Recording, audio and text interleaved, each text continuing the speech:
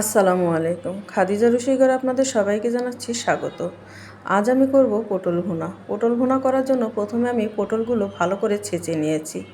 তারপর প্রত্যেকটা পটল আমি সুন্দর করে কেচে নিয়েছি। তারপর লবণ হলুদ দিয়ে মাখিয়ে সুন্দর করে ভেজে নেব। এমনভাবে ভেজে নিতে হবে যেন ভাজার সময় পটলগুলো সিদ্ধ হয়ে যায়।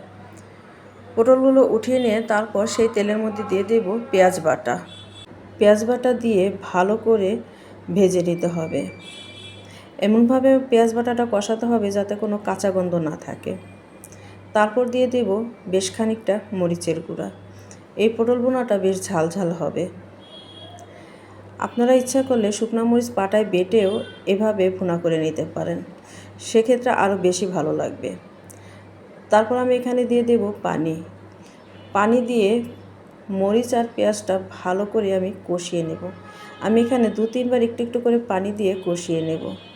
আর এই মশলাটা বেশ ভালো করে কষাতে হবে, এমনভাবে কষাতে হবে যাতে কোনো পানি না থাকে।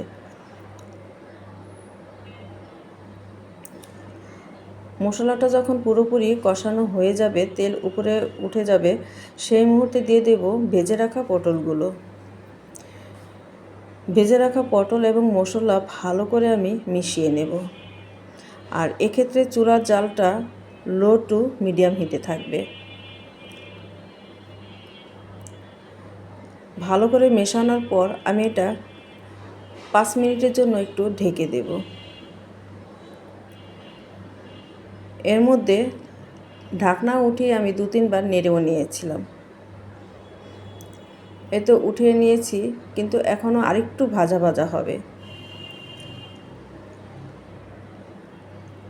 সেক্ষেত্রে আমি আবার একটু ঢাকনা দিয়ে ঢেকে দেব। হয়ে গিয়েছে আমার পটল ভুনা।